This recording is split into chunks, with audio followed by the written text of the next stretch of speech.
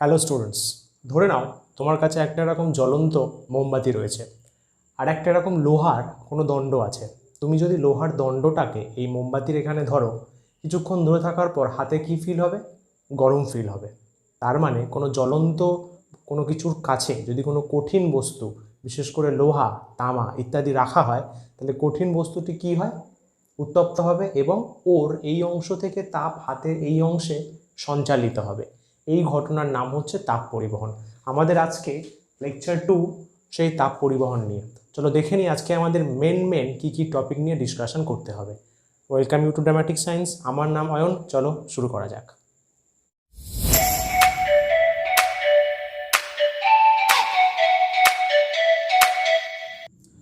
যেমন এখানে তোমরা দেখতে পাচ্ছ, আজকে মেনলি আমরা 5টা টপিক নিয়ে ডিসকাস করব। প্রথম হচ্ছে প্রসেস অফ হিট ট্রান্সমিশন, মানে তাপ সঞ্চালনের বিভিন্ন পদ্ধতিসমূহ। সেকেন্ড আছে থার্মাল কন্ডাকশন, মানে তাপ পরিবহন। থার্ড আছে ইঞ্জিন হাউজ এক্সপেরিমেন্ট, এটা একটা পরীক্ষা। নেক্সট থার্মাল কন্ডাক্টিভিটি, তার মানে তাপ পরিবাহিতাঙ্ক, এই বাংলাগুলো পাশে লিখে রাখবে। থার্মাল রেজিস্ট্যান্স, তাপীয় রোধ। আর তারপরে কি আছে ওর সাথেই? থার্মাল রেজিস্টিভিটি, তাপীয় রোধাঙ্ক। ফাইন, তো আমরা স্টার্ট করব প্রথমে টপিক নাম্বার 1 দিয়ে, দ্যাট ইজ তাপ সঞ্চালনের বিভিন্ন পদ্ধতি সমূহ, process of heat transfer. So এখানে আমি তাপ সঞ্চালনকে 3টে টাইপে ভাগ করেছি। ফার্স্ট হচ্ছে পরিবহন বা কন্ডাকশন, পরিচলন বা কনভেকশন, বিকিরণ বা রেডিয়েশন। দ্যাট মিনস হিট ট্রান্সমিশনে টোটাল 3 টাইপস অফ ডিভিশনস হয়, 3টে ডিভিশন হয়। ফার্স্ট হচ্ছে পরিবহন। পরিবহন মানে কি? Suppose this one is a substance, একটা বস্তু, এর এই দিক থেকে এই দিকে হিট ফ্লো হবে, কিন্তু এই দিকার মানে এই দিকের যে সমস্ত পার্টিকেলস রয়েছে, কণা রয়েছে, সেগুলো এদিকে ট্রাভেল করবে না, শুধু হিটটা ট্রাভেল করবে। সেটা হচ্ছে পরিবহন, যেটা আমাদের মেনলি ডিসকাস করতে হবে। আচ্ছা, পরিচলন কি? সাপোজ এই অবজেক্টের এই সাইড থেকে হিট এদিকে যাওয়ার সময় এদিকের পার্টিকেলগুলো ওই দিকে ট্রাভেল করে যাবে। এখানটায় ট্রাভেল করছিল না, ওই দিকে যাচ্ছিল না কণাগুলো, কিন্তু এখানে এই সাইডের কণাগুলো ওই দিকে যাবে এবং হিটও যাবে, তাপও যাবে। সেটা হচ্ছে পরিচলন। আর বিকিরণ, বিকিরণ দারুণ ইন্টারেস্টিং। বিকিরণ হচ্ছে সেই পদ্ধতি যেখানে কোনো মাধ্যমই লাগে না, মানে এরকম কণা যাওয়া আসা বা এরকম বস্তু থাকারই কোনো দরকার পড়ে না। যেমন সূর্য থেকে যে তাপটা আমাদের আসছে, সেটা কিন্তু বিকিরণ পদ্ধতি। বোঝা গেল? কারণ পৃথিবী আর সূর্যের মাঝখানে কিন্তু মহাশূন্য। যাই হোক, আমরা মেনলি ডিসকাস করব এই পদ্ধতিটাকে নিয়ে, দ্যাট ইজ পরিবহন পদ্ধতি। ঠিক আছে, দুটোই আমাদের সেকেন্ড টপিক দেওয়া রয়েছে, দ্যাট ইজ থার্মাল কন্ডাকশন, তাপীয় পরিবহন। যেমন এখানে একটা খুব সুন্দর সংজ্ঞা দিয়েছি তাপ পরিবহনের। কি বলা হচ্ছে? তাপ সঞ্চালনের যে পদ্ধতির মাধ্যমে কোনো বস্তুর উষ্ণতর অংশ, মানে বেশি উষ্ণতা যে অংশটা রয়েছে, গরম গরম অঞ্চল থেকে শীতলতর অংশে, মানে ঠান্ডা অঞ্চলের দিকে তাপ সঞ্চালিত হয়, অথচ বস্তুটির উপাদান কণাগুলির স্থানচ্যুতি ঘটে না, সেই পদ্ধতিকে আমরা বলি তাপ পরিবহন বা থার্মাল কন্ডাকশন। কীরকম? সাপোজ এটা একটা বস্তু, এই সাইডে ধরলাম 4টে কণা আছে, এদিকে 3টে কণা আছে, জাস্ট ধরছি ফর এক্সাম্পল। এটা উষ্ণ অঞ্চল, এটা শীতল অঞ্চল। তাহলে উষ্ণ অঞ্চল থেকে শীতল অঞ্চলের দিকে তাপ আসবে, সেই যে তাপ আসছে তার অ্যারো দেওয়া আছে। কিছু সময় পরে কি দেখব? এই অংশটার উষ্ণতা কিছুটা কমবে, আবার এই অংশটার উষ্ণতা কিছুটা বাড়বে, তাই তো? তাহলে উষ্ণতা কমেছে, এটার উষ্ণতা বেড়েছে, কিন্তু তার সত্ত্বেও এখানে সেই 4টে কণাই আছে, এখানে সেই 3টে কণাই একই রকমভাবে রয়ে গেছে। মানে আগেও যা ছিল, পরে তাপ চলে যাওয়ার পরেও, তাপ সঞ্চালনের পরেও কণার সংখ্যা একই আছে। এটাই হচ্ছে তাপ পরিবহনের মেন বক্তব্য। বোঝা গেল? বেশ, এটা হলো তাপ পরিবহনের সংজ্ঞা গেল। আমি বলবো যে কাইন্ডলি এটা কপিতে লিখে নিতে, ভিডিওটা পজ করে বা স্ক্রিনশট নিয়ে। ওকে, তো আমাদের সেকেন্ড টপিক কমপ্লিট হয়ে গেল। নেক্সট আমরা একটা পরীক্ষা দেখব, ইনগেন হাউজের পরীক্ষা।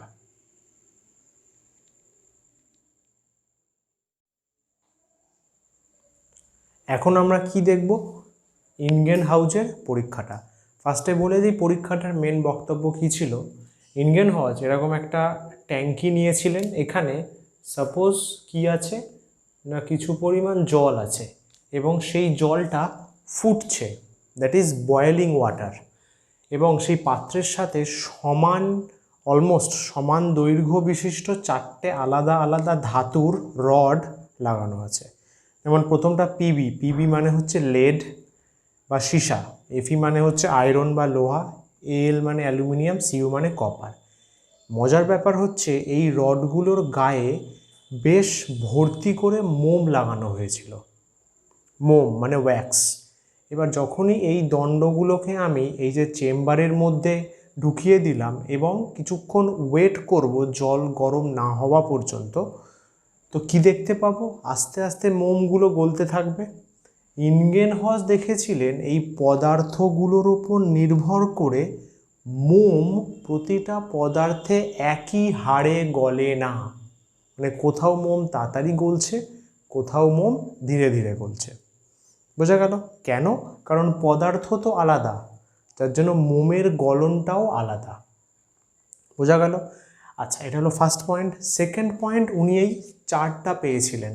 সাপোজ মোমের দৈর্ঘ্য, যেমন এখানে এই যে পিবি, এখানে পুরো যেটা ডার্ক লাল আছে ওইটা হচ্ছে মোমের দৈর্ঘ্য, ওটা L1।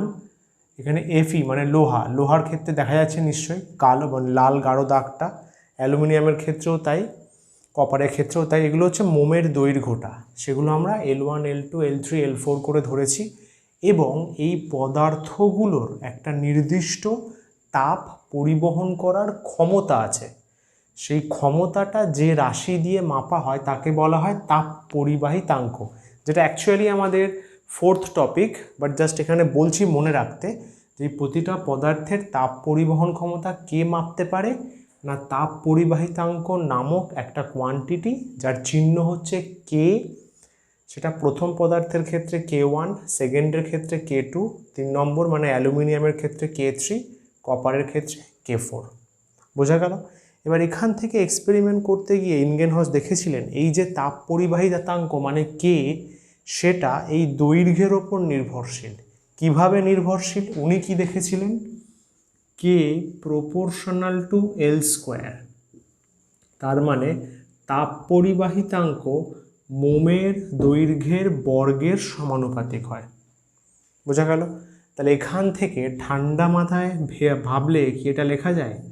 K1/L1² equal to K2/L2² equal to K3/L3² equal to K4/L4² equal to ... equals to ধ্রুবক। ... কেন দিলাম? কারণ এখানে 4টে পদার্থ নিয়েছি, 5, 6টা, 7টাও নিতে পারতাম। এটা কিভাবে আসলো? এখানে যদি সমানুপাতিক ওঠে তাহলে কি হয়? একটা ধ্রুবক আসে, তাহলে কি হবে? কে ইকুয়ালস টু ধ্রুবক ইন্টু L²। আমি L²টাকে নিচে নিয়ে চলে গেলাম, তাহলে কি হচ্ছে? K/L² ইকুয়ালস টু ধ্রুবক। বোঝা গেল? সেইটাই প্রথম পদার্থের ক্ষেত্রে কি হবে? K1/L1² ইকুয়ালস টু ধ্রুবক। পরেরটার জন্য K2/L2² ইকুয়ালস টু ধ্রুবক। থার্ডেরটা K3/L3² ইকুয়ালস টু ধ্রুবক বা কনস্ট্যান্ট। ফোর্থেরটাই K4/L4² ইকুয়ালস টু কনস্ট্যান্ট। বোঝা গেল? তো ওই জন্য এক চান্সে সবগুলোকে ধ্রুবক লেখা হয়েছে। এই হলো ইনগেনহাউসের পরীক্ষা। ঠিক আছে, তো আমরা চলে যাব আমাদের নেক্সট পয়েন্ট মানে 4th পয়েন্টের দিকে। 3টা হয়ে গেল। 4th point, that is thermal conductivity মানে তাপ পরিবাহিতাঙ্ক।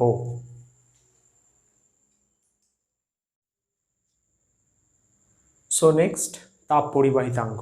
এখানে একটা আয়তাকার পাত ধরা হয়েছে, তার প্রস্থচ্ছেদের ক্ষেত্রফল হচ্ছে a, মানে এই যে তলগুলো ড্যাশ ড্যাশ ড্যাশ ড্যাশ দেওয়া আছে, দুদিকে দুটো তল, এই তল, এর ক্ষেত্রফল হচ্ছে a, বেধ t, বেধ মানে প্রস্থ, এই যে প্রস্থ রয়েছে এই তল আর এই তলের মধ্যে দূরত্ব হচ্ছে d মানে বেধ। প্রথম তল মানে এই দিকের তলটাকে ধরছি, তার উষ্ণতা θ1, এই দিকের তলের উষ্ণতা θ2, এবং এই উষ্ণতাটা বড়, ব্র্যাকেটে লেখা আছে θ1 গ্রেটার দ্যান θ2। তাহলে উষ্ণতার পার্থক্য কি হবে? বেশি মাইনাস কম, যার জন্য θ1 মাইনাস θ2। এবার এই তলের মধ্যে দিয়ে লম্বভাবে কিউ হিট ঢুকছে, এন্ট্রি করছে, আবার অন্য তল দিয়ে কিউ হিট বেরিয়ে যাচ্ছে। তো এখানে তাপ পরিবাহিতাঙ্ক বের করার ক্ষেত্রে আমাদের কিছু সূত্র, মেনলি 4টে সূত্র বা নিয়ম একটু মনে রাখতে হবে। ফার্স্টে হচ্ছে সূত্র 1। প্রথম সূত্রে কি বলা হচ্ছে, এগুলো কিন্তু সবই এক্সপেরিমেন্ট করে পাওয়া, ঠিক আছে। তাহলে প্রথম সূত্রে বলা হচ্ছে এই যে কিউ হিট, কিউ তাপ, সেটা এই যে উষ্ণতার পার্থক্য, তার মানে θ1 - θ2 এটার সাথে সমানুপাতিক হয়।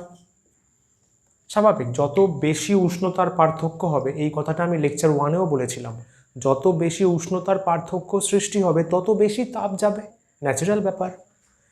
সূত্র 2 কি বলছে, সূত্র 2-তে বলা হচ্ছে এই যে তাপ কিউ প্রপোর্শনাল টু ক্ষেত্রফল এ, তার মানে যত বেশি বড় ক্ষেত্রফল নেব তত বেশি পরিমাণ আমাকে হিট দিতে হবে, ওই জন্য আমরা বলছি Q proportional to A. Next সূত্র 3 নম্বর সূত্র কি বলছে, এই যে কিউ হিট যেটা রয়েছে প্রপোর্শনাল টু, ঠান্ডা মাথায় একটা জিনিস একটু ভেবে বলতে বলবো, যদি আমরা বেধটাকে চুজ করি, ওর সাথে কিউ সম্পর্ক কীরকম হবে, মানে প্রপোর্শনাল ডি হবে না 1/d হবে, কি মনে হয়? বেসিক্যালি এখানে ডিটা তো প্রস্থ, এবার খুব ঠান্ডা মাথায় ভাবলে বোঝা যাবে, প্রস্থটা যদি বেশি হয়, মানে দুটো তলের মধ্যে যদি মাঝের গ্যাপটা প্রচণ্ড বেড়ে যায়, তাহলে এদিক দিয়ে হিট ঢুকে অন্য দিক দিয়ে বেরোতে বেশি সময় লাগবে, বেশি খরচা হবে, বেশি কষ্ট হবে। তাহলে ডিস্টেন্সটা যদি বেড়ে যায় তাহলে হিট যাওয়ায় তো সমস্যা তৈরি হবে। ওই জন্য কিউ এবং বেধ মানে ডি হচ্ছে ব্যস্তানুপাতিক সম্পর্কযুক্ত। বোঝা গেল?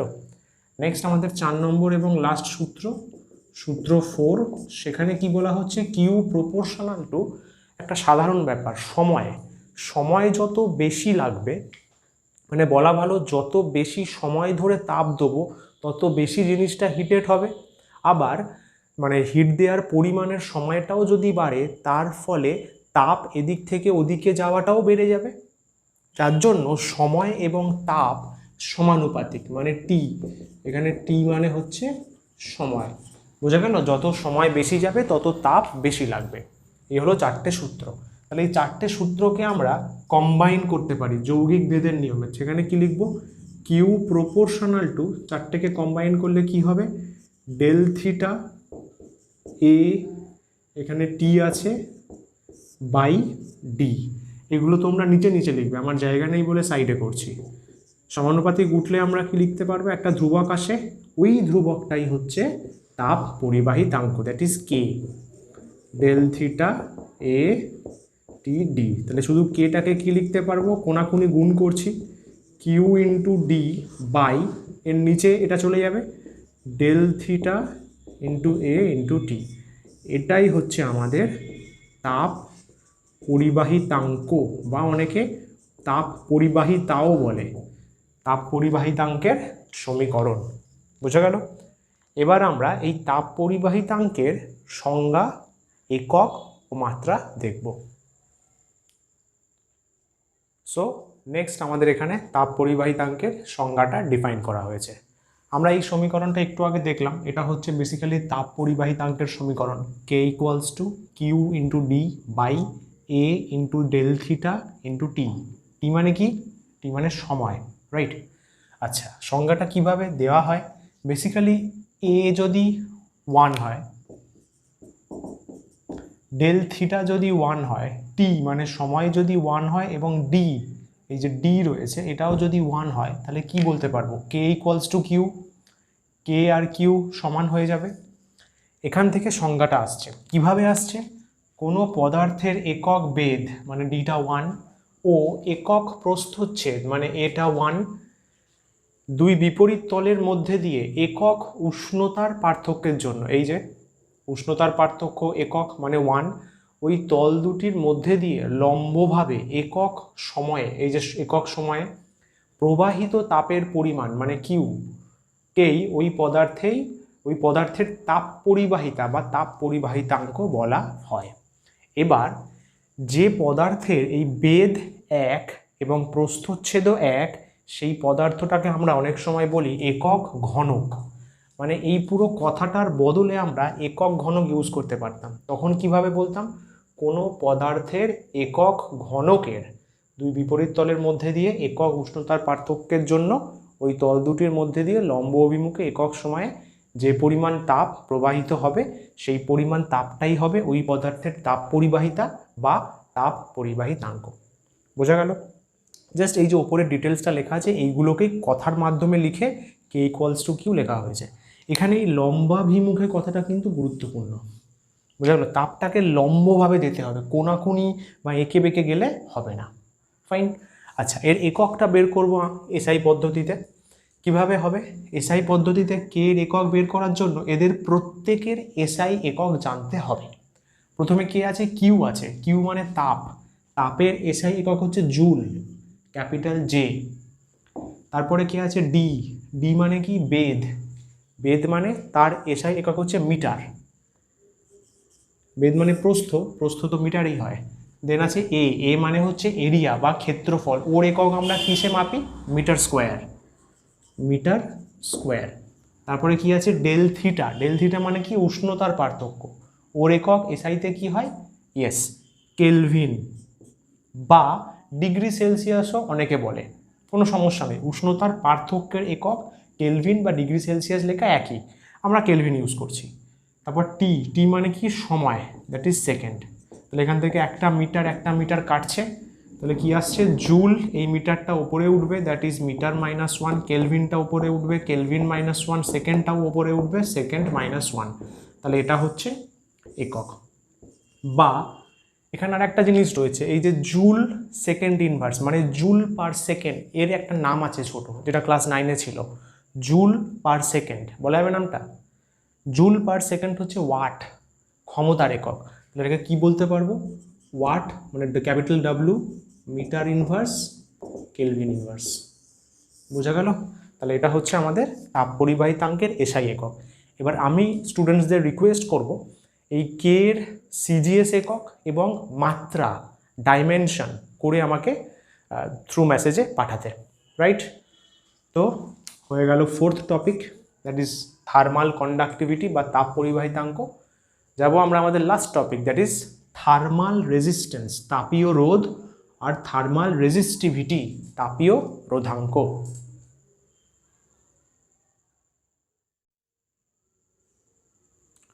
আচ্ছা, এখানে আমরা তাপীয় রোধ আর তাপীয় রোধাঙ্কের সমীকরণ বের করব। তার আগে বলে রাখি, এই সমীকরণটা কিন্তু নর্মাল কোনো সংজ্ঞা বা কোনো সূত্র থেকে বেরোয় না। এই সমীকরণটা বের করতে গেলে তড়িৎ মানে ইলেকট্রিসিটির ধারণা লাগে। তো ইলেকট্রিসিটির একটা ছোট্ট ধারণা এখানে আমরা তড়িতের ক্ষেত্রে বলে ইউজ করব। ঠিক আছে? কিভাবে শুরু করছি? তাপের ক্ষেত্রে আমরা কি দেখলাম? এটা একটা ঘনক, এদিক দিয়ে তাপ ঢুকছে, ওদিক দিয়ে বেরোচ্ছে। আমরা এই সমীকরণটা পেয়েছি, কে ইকুয়ালস টু দিস ওয়ান।